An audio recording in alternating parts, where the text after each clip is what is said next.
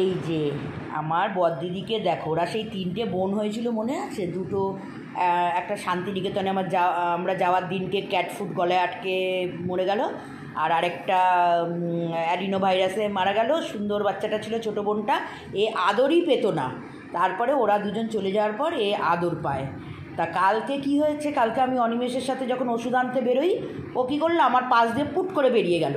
তা আমি জানি ও বারান্দা দিয়ে ঢুকে যাবে, তো এসের থেকে ওকে পাই না। রাত্রিরে মাঝরাতে, কেন ও ঘরেই থাকে বেশি, এসের থেকে পাই না। সকালে যখন পাই না 10টার সময়, আমি ভেবে নিয়েছি, অনিমেষকে ফোন করে বললাম ও আর নেই। কেননা কুকুরগুলো এমনভাবে যদি মানে ছেঁকে ধরলে, মানে পুরো ওদের যদি ঘিরে ধরে, বাস গলা টুটি ধরে একটা ঝাঁকা দেবে, ব্যাস হয়ে যাবে। আমি খুব কাঁদছি, আমি এই তো 4টে বেড়াল মাত্র আমার বেঁচে আছে। আমি ঠাকুরকে খুব ডাকছিলাম, আমি জানি হয়ে গেছে। তাই এত কান্না পাচ্ছিল। হঠাৎ দুপুরে খেয়ে দিয়ে শুয়েছি তখন, না হঠাৎ দুপুরে খেয়ে দিয়ে মানে প্রায় আধ ঘুম আমার হয়ে গেছে, হঠাৎ কানের, আমার ঘরে এসি চলছে, সব দরজা জানলা বন্ধ, তো হঠাৎ কানের সামনে একটা ম্যাও ম্যাও এরম আওয়াজ পেলাম। তারপরে বাইরের মানে এসি চললো, আমার কাচের দরজাটা পর্দাটা সরিয়ে রাখি, কেননা ওরা বাইরে থাকলে আসলে দেখতে পাবো। তখন দেখি আমি যে কী হলো, কোথাও মনে হয় আটকে গেছিলো, নাকি আমরা বেরোবার পর কুকুরের তাড়া খেয়ে কোথাও চলে গেছিলো, আসতে ভয় পাচ্ছিল। তারপরে এসে সমানে খেলো, জল খেলো, মানে তারপরে বিকেল থেকে আমাকে আর ছাড়ছে না।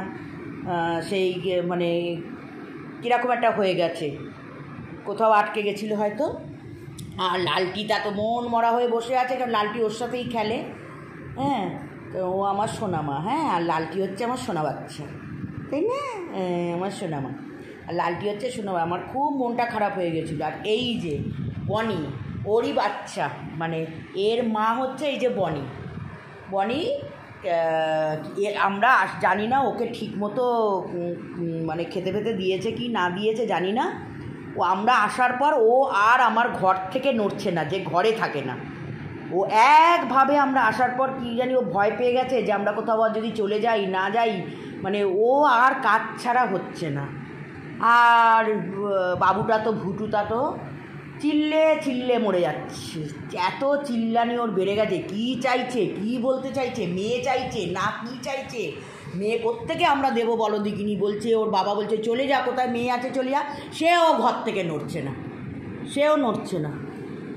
তো এই সব কারবার আমার এদের নিয়ে। চলো, লালটি কই, লালটি ঘুমিয়ে পড়েছে, চলো।